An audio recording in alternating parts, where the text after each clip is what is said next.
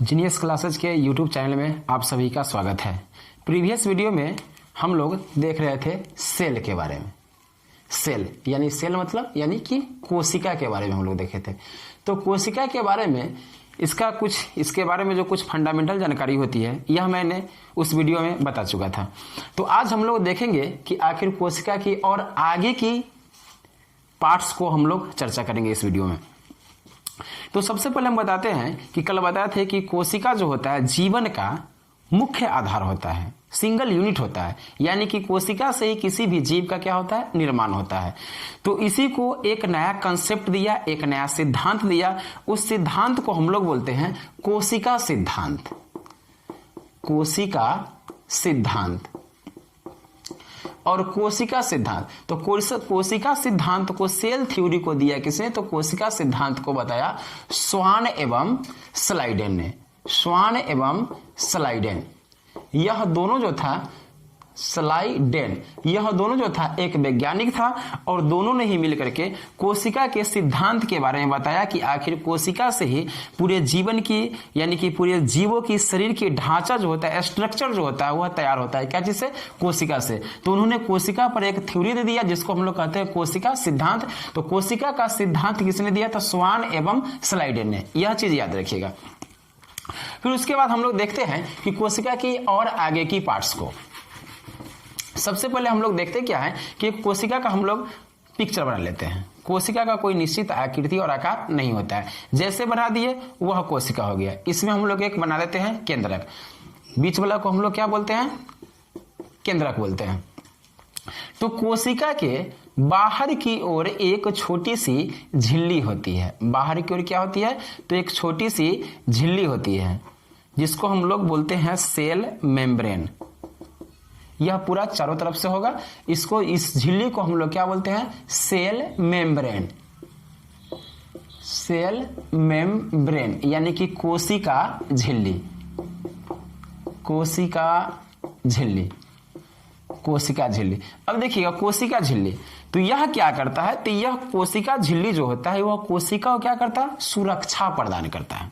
कोशिका को यह बाहरी आघातों से, यानी बाहरी चोट से यह सेल मेम्ब्रेन जो होता है वह क्या करता है? बचाता है। तो यह बना क्या चीज का होता है? तो कोशिका झिल्ली जो बना होता है वह प्रोटीन का बना होता है। ध्यान रखिएगा, यह अक्सर क्वेश्चन पूछा जाता है कि कोशिका झिल्ली क्या चीज का बना होता है? तो कोशिका झिल्ली जो होता है वह प्रोटीन का बना होता है। फिर इसके बाद हम लोग देखते क्या है? तो यह इसके ऊपर, कोशिका झिल्ली के ऊपर एक और लेयर आता है। इसके ऊपर एक मोटी सी लेयर आ जाती है। कोशिका झिल्ली के बाहर से एक लेयर आ जाती है। इस लेयर को हम लोग बोलते हैं कोशिका भित्ति। कोशिका भित्ति यानी किसको हम लोग बोलते हैं? सेल और वाल। सेल वाल, वाल का मतलब क्या होता है? दीवार। तो कोशिका के सेल के बाहर, यानी कोशिका के बाहर जो छोटी छोटी पतली पतली लेयर होता है उसको हम लोग क्या बोलते हैं? कोशिका झिल्ली। और कोशिका झिल्ली बना क्या चीज का होता है? तो कोशिका झिल्ली जो होता है वह प्रोटीन का बना होता है। और ठीक उसके बाद एक मोटी लेयर होती है, एक और परत बन जाती है जिसको हम लोग बोलते हैं सेल वाल, यानी कोशिका भित्ति। और यह जो बना होता है वह सेलुलोज का बना होता है। सेलुलोज का। तो यहाँ पे ध्यान देने वाली बात यह है कि जंतु कोशिका में, यानी कि एनिमल सेल में यह सेल वाल नहीं होता है। सेल वाल नहीं होता है। तो सेल वाल होता किस में है? तो सेल वाल जो होता है वह प्लांट सेल में होता है, यानी कि पौधे की जो देखते हैं ऊपर से जो छाल होता है, पौधे की जो ऊपर से जो छाल होता है उस छाल को ही हम लोग क्या बोलते हैं? कोशिका भित्ति, जो बना होता है क्या चीज का? सेलुलोज का। क्लियर? कोई दिक्कत? तो इसमें मैंने दो क्वेश्चन बताया। एक बताया क्या कि कोशिका झिल्ली क्या चीज की बनी होती है? प्रोटीन की बनी होती है। और कोशिका भित्ति क्या चीज का बना होता है? तो यह सेलुलोज का बना होता है। अब देखेंगे तो कोशिका झिल्ली, यह जो कोशिका झिल्ली जो सेल मेम्ब्रेन बताया, यह जंतु कोशिका और पादप कोशिका, यानी कि एनिमल सेल और प्लांट सेल, दोनों तरह के सेल में यह पाया जाएगा। कौन? Cell membrane. जबकि प्लांट में क्या होता है कि सेल मेम्ब्रेन के बाद एक ऊपर एक मोटी परत आ जाती है, जबकि जंतु कोशिका में, हम लोग में यह परत नहीं होता है। बस डिफरेंस यही होता है जंतु सेल, यानी कि एनिमल सेल और प्लांट सेल में। एनिमल सेल में क्या होता है कि ऊपर से यह दीवार नहीं बनता है, लेयर नहीं बनता है, जबकि प्लांट सेल में जो है यह लेयर बन जाता है, यानी पौधे में यह लेयर बनता है। तो यह सेलुलोज का बना होता है। अब चलिए हम लोग देखते क्या है, कोशिका के अंदर हम लोग पहुंचते हैं। कोशिका के अंदर तो यह एक सेल हो गया, इसमें बहुत सारे अंग होते हैं। यह एक अंग हो गया, यह माइटोकॉन्ड्रिया हो गया। उसके बाद हम लोग देखते हैं राइबोसोम देख लेते हैं, फिर हम लोग देखते हैं लाइसोसोम देख लेते हैं। उसके बाद हो जाता है क्या, ईपीआर इंडोप्लाज्मिक रेटिकुलम हो जाता है।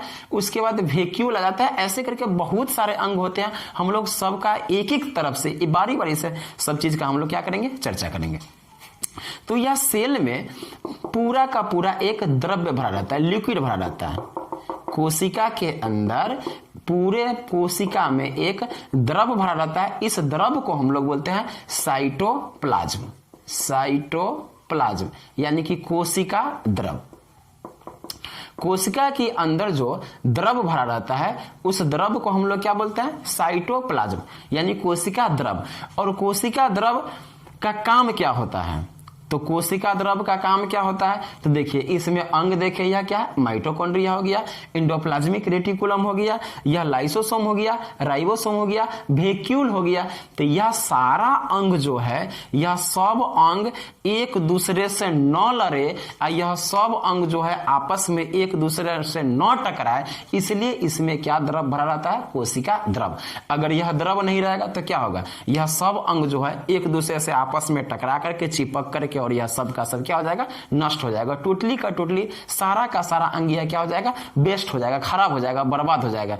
इसलिए इसमें कोशिका ने यह द्रव भरा रहता है, ताकि इस द्रव में यह सारे अंग जो है, कोशिका के जितने भी अंग हैं वह सब क्या करते रहते हैं, तैरते हुए रहते हैं। कोई भी अंग जो होता है वह एक दूसरे से नहीं टकराता है।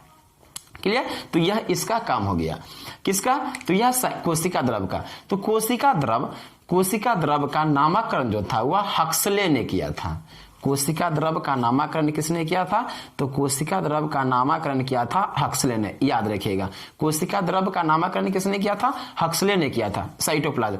और इसने ही बताया कि कोशिका का यह जीवन का, कोशिकांग का यह क्या होता है, आधार होता है। जीवन का यह क्या होता है, आधार होता है। क्यों, क्योंकि इसमें यह द्रव नहीं रहेगा तो इसका जितना भी पार्ट्स सब जो है, अंग सब जो है, वह आपस में क्या करेंगे, आकर के चिपक जाएंगे और सब के सब क्या हो जाएगा, बर्बाद हो जाएगा।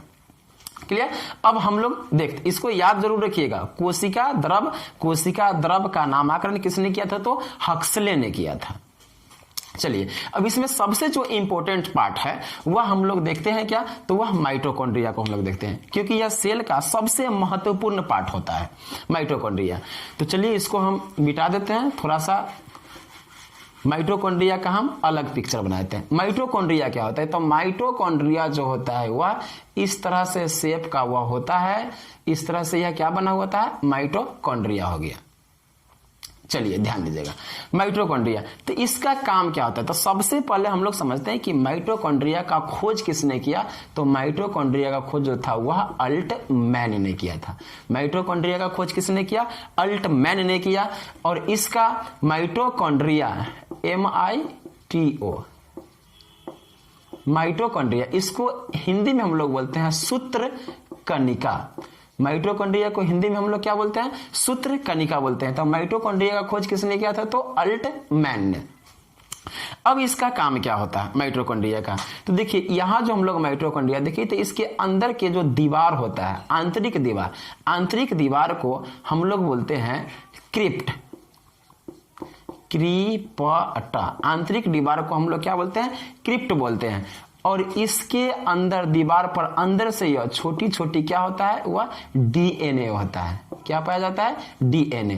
तो पूछा जा सकता है कि क्या माइटोकॉन्ड्रिया के यानी सूत्र कणिका के दीवार पर DNA उपस्थित रहता है कि नहीं रहता है, तो 100% यह DNA क्या रहता है, उपस्थित रहता है। अब यह क्या मिलता है कि इस माइटोकॉन्ड्रिया से 38 ATP देता है। यह माइटोकॉन्ड्रिया की दीवार से यह 38 ATP मिल देता है, जो मिलकर के एक अणु किसका निर्माण करता है, ग्लूकोज का।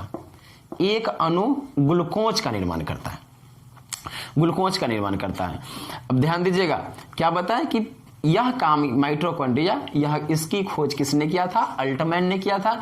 इसका हिंदी में इसको हम लोग क्या कहते हैं? माइटोकॉन्ड्रिया को सूत्र कणिका कहते हैं। इसके माइटोकॉन्ड्रिया की आंतरिक दीवार को हम लोग क्या कहते हैं? क्रिप्ट बोलते हैं। और क्रिप्ट के आंतरिक लेयर में क्या होता है? छोटे छोटे डीएनए उपस्थित रहते हैं।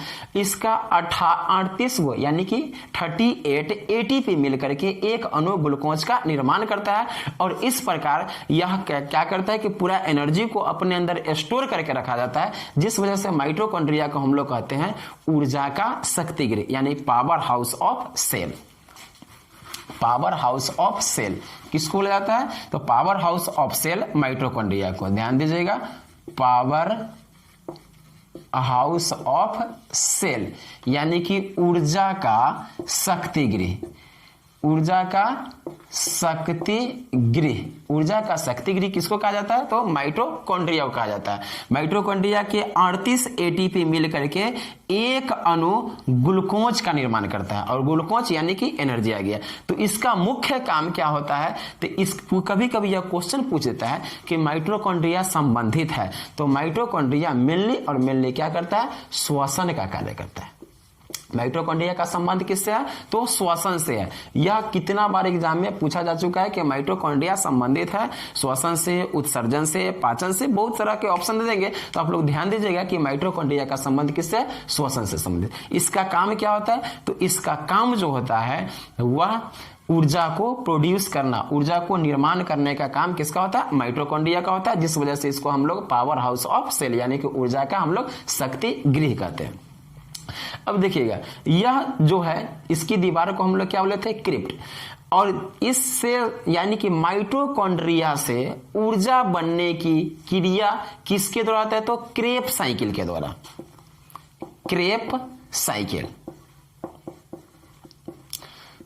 माइटोकॉन्ड्रिया से ऊर्जा बनना, ऊर्जा का निर्माण किस क्रिया के द्वारा होता है? तो क्रेब साइकिल की क्रिया के द्वारा जो होता है वह माइटोकॉन्ड्रिया से ऊर्जा का निर्माण होता है।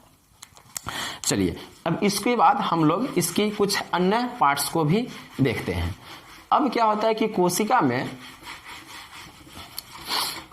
में हम लोग देखे थे क्या कि कोशिका में वैक्यूल देखे थे। वैक्यूल को हिंदी में हम लोग बोलते हैं रसधानी। हिंदी में हम लोग क्या बोलते हैं? इसका रसधानी। इसका काम क्या होता है? तो इसका काम होता है रसधानी का कि कोशिका में यह जल का अवशोषण करता है। कोशिका में यह जल का क्या करता है? अवशोषण करता है। अवशोषण यानी कि जितने भी पानी होता है, पानी को यह क्या करता है? वैक्यूल रसधानी जो होता है वो क्या करता है? एब्जॉर्ब करता है, अपने अंदर अवशोषित कर लेता है। तो वैक्यूल सबसे अधिक किस कोशिका में होगी? तो वैक्यूल सबसे अधिक जो होगा वह प्लांट सेल में, पेड़ पौधे में होगा, क्योंकि हम लोग में वैक्यूल की संख्या काफी कम होती है। इस वजह से हम लोग को तुरंत क्या लगता है? प्यास लगता है। अगर हम लोग में वैक्यूल की संख्या, हम लोग की कोशिका में यदि वैक्यूल की संख्या अधिक होती तो हम लोग एक बार पानी पी लेते, एक सप्ताह तक ऐसे ही रह जाते। जैसे कि पेड़ पौधा होता है, पेड़ पौधा में क्या होता है? वैक्यूल यानी कि रसधानी की संख्या काफी अधिक होती है, जिस वजह से वह पानी को अपने अंदर एक ही बार में क्या कर लेते हैं? अवशोषित कर लेते हैं। और जब जरूरत पड़ता है तो अपना निकालने के लिए क्या करते रहते हैं? खर्चा करते रहते हैं। चलिए, तो यह हो गया हम लोग का वैक्यूल्स। अब देखते हैं हम लोग एक और आता है, वो होता है गोल्जी बॉडी। गोल्जी बॉडी का क्या काम होता है? गोल्जी बॉडी का काम क्या होता है कि कोशिका के विभिन्न अंगों में ऊर्जा का परिवहन करता है। परिवहन का मतलब क्या होता है? ढोना, एक स्थान से लेकर के दूसरे स्थान तक पहुंचाने की क्रिया को हम लोग क्या बोलते हैं? परिवहन बोलते हैं। तो कोशिका में ऊर्जा का परिवहन किसके द्वारा होगा? तो गोल्जी बॉडी के द्वारा होगा। ध्यान रखिएगा, कोशिका में ऊर्जा का परिवहन गोल्जी बॉडी के द्वारा होगा। उसके बाद इसमें हम लोग देखते हैं एक होता है सेंट्रोसोम।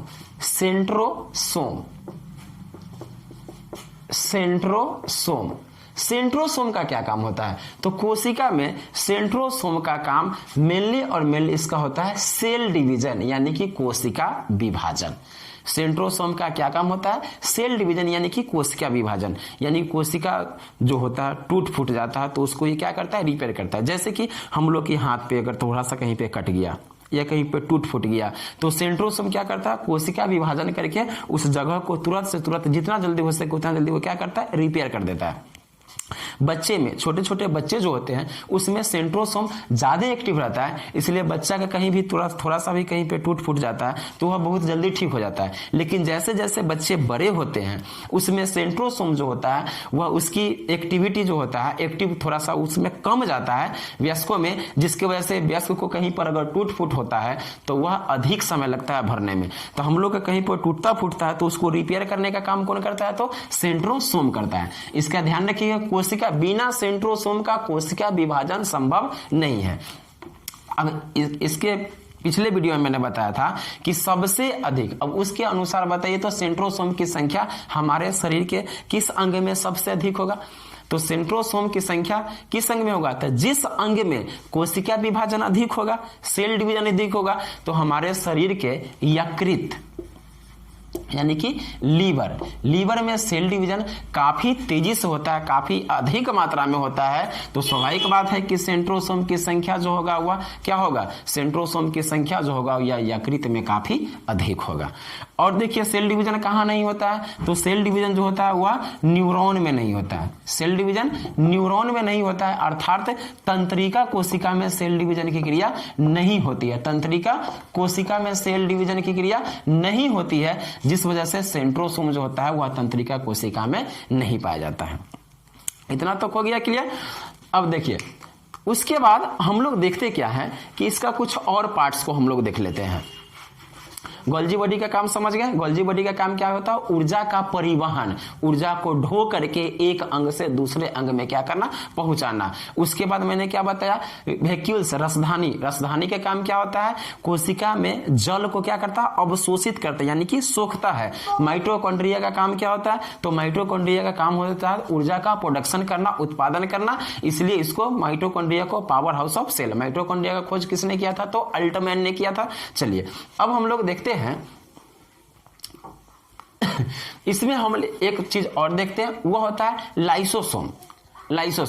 अब लाइसोसोम का काम क्या होता है, तो लाइसोसोम जो होता है कोशिका का जो अंग काम नहीं कर रहा है, जैसे कि कभी राइबोसोम काम नहीं किया, माइटोकॉन्ड्रिया काम नहीं किया, या गोल्जी बॉडी काम नहीं किया, या और वैक्यूल काम नहीं किया, तो कोशिका का यदि कोई अंग काम नहीं करता है तो उसको जाकर के वह क्या करता है, नष्ट कर देता है। क्या करता है, नष्ट कर देता है, क्योंकि खराब चीज जब तक कोशिका में रहेगा तब तक वह पूरे कोशिका को क्या करेगा, डैमेज कर देगा, बर्बाद कर देगा।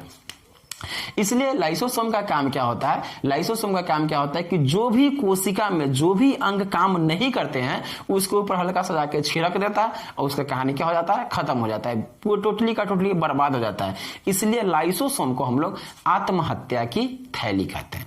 लाइसोसोम को क्या कहते हैं, आत्महत्या की थैली। इसका काम क्या होता है कि यदि कोशिका का कोई अंग काम नहीं करता है तो उसको वह क्या करता है, नष्ट कर देता है, बर्बाद कर देता है। एक आया क्या, राइबोसोम। राइबोसोम का काम क्या होता है, तो कोशिका में प्रोटीन का निर्माण यानी कि प्रोटीन संश्लेषण का काम किसके द्वारा होता है, राइबोसोम के द्वारा होता है। कोशिका में प्रोटीन संश्लेषण का काम किसके द्वारा, तो राइबोसोम के द्वारा होता है। तो यह लाइसोसोम को आत्महत्या की थैली और राइबोसोम को प्रोटीन संश्लेषण का कार्य कहा जाता है। अब देखिए इसे हम बताए थे, एक क्या बताए थे, केंद्रक बताए थे। और केंद्रक, यह जो केंद्रक होता है तो केंद्रक के अंदर भी जो द्रव रहता है भरा, और एक सेल के अंदर भी रहता है द्रव भरा। तो सेल के अंदर जो द्रव रहेगा उसको हम लोग बोले थे क्या, साइटोप्लाज्म। सेल के अंदर के द्रव को साइटोप्लाज्म और केंद्रक के अंदर के द्रव को न्यूक्लियोप्लाज्म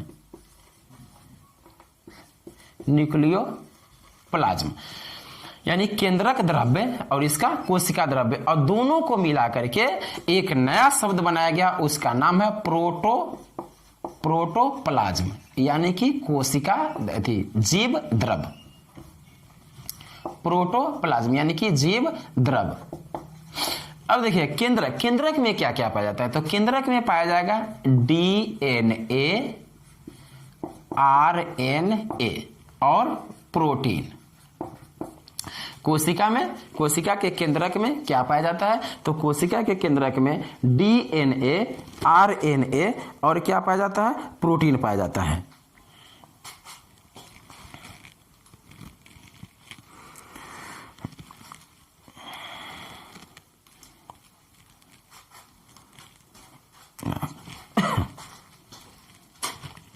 कोशिका के केंद्रक में डीएनए, आरएनए और प्रोटीन। इसमें डीएनए जो होता है वह 85%, आरएनए जो होता है वह 5% और प्रोटीन आरएनए 10% और प्रोटीन जो होता है वह 5% पाया जाता है। इसमें डीएनए कितना 85%, आरएनए कितना 5%, 10% और डीएनए कितना प्रोटीन कितना 5% पाया जाता है।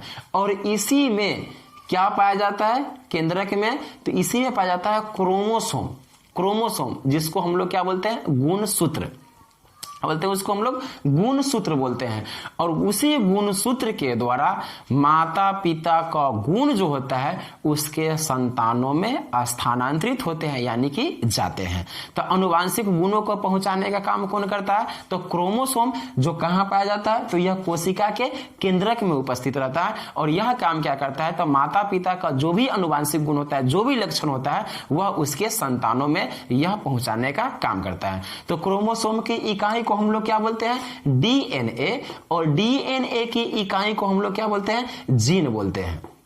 डीएनए की इकाई को जीन बोलते हैं। मनुष्य में गुणसूत्रों की संख्या 46 यानी कि 46 होता है, यानी कि 23 जोड़ा होता है। तो यह था हम लोग का कोशिका। इसके बाद ये सब गुणसूत्र किस तरह से यह पेयर में बनता है, यह सब हम लोग आगे की वीडियो में देखेंगे। फिलहाल हम लोग सेल के इतनी पार्ट्स को हम लोग देखें। तो एक बार मैं फिर से सारे चीज की मैं चर्चा कर दे रहा हूं। सबसे बड़ा कोशिका, तो सबसे बड़ा कोशिका जो होगा वह शुतुरमुर्ग का अंडा होगा। सबसे छोटा कोशिका, तो सबसे छोटा कोशिका माइकोप्लाज्मा होगा। सबसे छोटी कोशिका माइकोप्लाज्मा। अगर पूछा जाए कि मानव शरीर की सबसे बड़ी कोशिका, तो मानव शरीर की सबसे बड़ी कोशिका जो होगा वह ओवम होगा, अंडाणु। अब मानव शरीर की सबसे छोटी कोशिका, तो मानव शरीर की सबसे छोटी कोशिका जो होगा वह क्या कहलाएगा, शुक्राणु, जो पुरुषों में पाया जाता है। और पूछे कि मानव शरीर का सबसे लंबा कोशिका, तो मानव शरीर की सबसे लंबा कोशिका जो होगा वह कौन सा कोशिका होगा, तो न्यूरॉन कोशिका होगा, जो तंत्रिका कोशिका जो मस्तिष्क में पाया जाता है। सेल डिवीजन की क्रिया मानव के शरीर किस अंग में सबसे अधिक होता है, तो कोशिका विभाजन की क्रिया सबसे अधिक जो होता है वह किस में होता है, तो यकृत में, लीवर में। और कोशिका विभाजन को कौन करता है, तो कोशिका विभाजन की में सहायक कौन होता है, सेंट्रोसोम। कोशिका विभाजन का काम किसका होता है, सेंट्रोसोम का होता है। उसके बाद हम बताए थे कि इसमें माइटोकॉन्ड्रिया का काम क्या होता है, तो माइटोकॉन्ड्रिया का काम होता है शरीर में कोशिका में ऊर्जा का निर्माण करना। माइटोकॉन्ड्रिया का 38 एटीपी मिलकर के एक अणु ग्लूकोज का क्या करते हैं, निर्माण करते हैं, जिस वजह से माइटोकॉन्ड्रिया को पावर हाउस ऑफ सेल यानी कि ऊर्जा का शक्ति गृह कहा जाता है। इसका माइटोकॉन्ड्रिया को हिंदी में हम लोग बोलते हैं सूत्रकणिका, जिसका संबंध किससे है, श्वसन से है। हम बार बार बोल रहे हैं क्वेश्चन को देखिएगा, माइटोकॉन्ड्रिया का संबंध किससे है, तो माइटोकॉन्ड्रिया का संबंध श्वसन से। उसके बाद हम बताते हैं गोल्जी बॉडी का काम क्या होता है, तो इसमें जो भी ऊर्जा बनता है, सेल के अंदर जो भी ऊर्जा बनता है, उस ऊर्जा को एक स्थान से दूसरे स्थान तक पहुंचाने का काम कौन करता है, गोल्जी बॉडी करता है। इसका काम ही होता है कि ऊर्जा को कोशिका के विभिन्न अंगों में क्या करना, परिवहन करना। तो पूछे कि गोल्जी बॉडी का काम क्या होगा, तो गोल्जी बॉडी का काम होगा ऊर्जा का परिवहन करना। उसके बाद बताते हैं वैक्यूल्स, रसधानी का काम क्या होता है, तो रसधानी का काम होता है कोशिका में जल का अवशोषण करना, यानी कि इसके अंदर जितने भी पानी रहेंगे उसको ये क्या करेगा, अपने अंदर सोखेगा। तो गोल्जी बॉडी यानी वैक्यूल्स, रसधानी की सबसे अधिक संख्या किसमें, तो प्लांट में, पेड़ पौधे में पाया जाएगा। जंतुओं में इसकी संख्या काफी कम होती है। उसके बाद हम लोग देखे थे केंद्रक में डीएनए, आरएनए और प्रोटीन का बना होता है। डीएनए का काम क्या होता है, तो डीएनए को हम लोग बोलते हैं अनुवांशिक। इसमें पूछा है कि केंद्रक कोशिका में अनुवांशिक पदार्थ के रूप में क्या उपस्थित रहते, तो डीएनए। और यह इसका डीएनए का काम क्या होता है, तो डीएनए का काम होता है अनुवांशिक गुणों को, माता पिता के जितने भी अनुवांशिक गुण होंगे उसको, अनुवांशिक गुण को उसके संतान में यह पहुंचाने का क्या करेगा, काम करेगा। यह इसका मुख्य काम हो गया।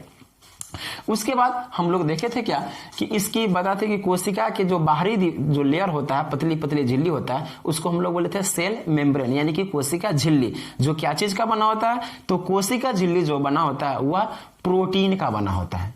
कोशिका झिल्ली क्या चीज का बना होता है? प्रोटीन का बना होता है। फिर उसके बाद हम लोग देखे थे क्या कि पादप कोशिका के ऊपर एक और मोटी परत बन जाती है जिसको हम लोग बोलते हैं सेल वाल, यानी कि कोशिका भित्ति, जो क्या चीज का बना होता है? तो कोशिका भित्ति जो होता है वह सेलुलोज का बना होता है, सेलुलोज का बना होता है।